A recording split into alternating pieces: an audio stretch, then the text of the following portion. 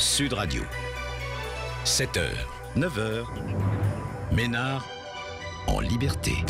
Comment vivez-vous la crise 36-28, vous dites Sud Radio et vous êtes en direct avec nous. Vous nous racontez votre quotidien, vos soucis, vos tracas. 36-28, vous êtes sur Sud Radio en direct.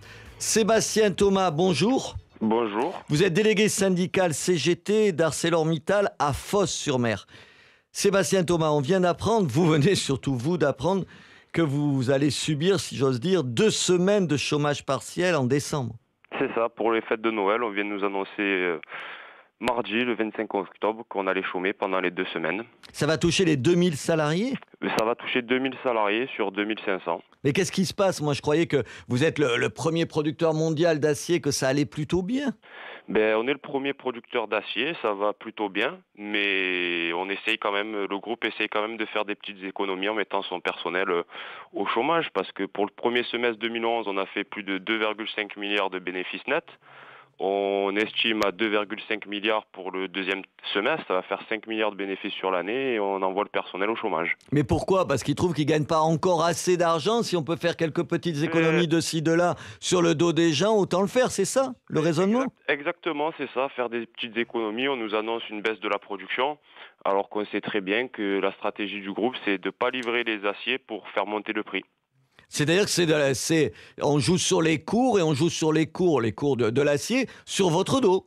C'est ça, exactement. Et c'est le contribuable français qui va payer les salariés d'ArcelorMittal Fos pour les fêtes de Noël. Oui, parce qu'en plus, pour être indemnisé, pour ne pas perdre sur votre salaire, c'est tout le monde qui paye, sauf la direction. Exactement. C'est un beau calcul quand même pour une direction, ça. Hein ? C'est facile, hein. Ils mangent sur tous les tableaux.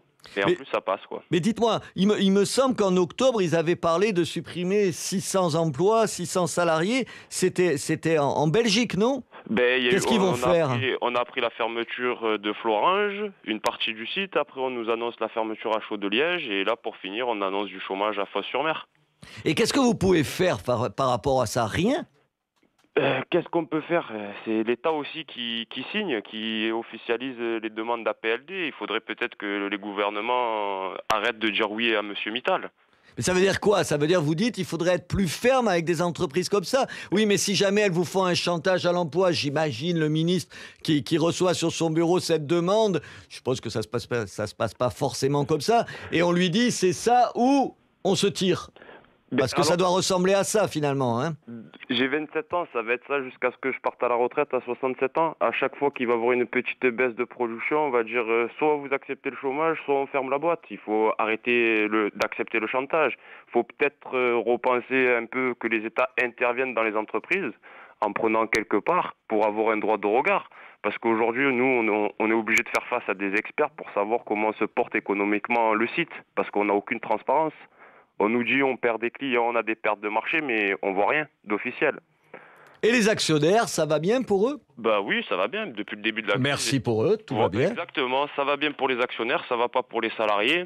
En plus, les bénéfices que ArcelorMittal fait, ils sont même plus investis dans les usines. Monsieur Mittal achète des mines avec.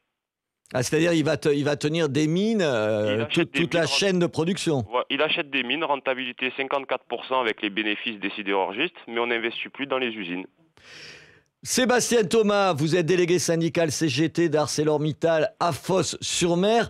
Une dernière question. Vous êtes rentré dans l'entreprise en 2004, c'est ça ? Je dis pas de bêtises ? C'est ça, on CDI en 2004 et j'ai fait 15 mois d'intérim avant. Et vous étiez optimiste à ce moment-là ? Vous l'êtes plus ? Et quand je suis rentré, j'assurais l'avenir de ma famille. Mon père, il y a travaillé, l'usine elle avait 40 ans et aujourd'hui, c'est sûr que l'avenir chez ArcelorMittal, il est tout. Un jour ça va, un jour ça va pas, un jour ça va, un jour ça va pas. On sait plus où on va.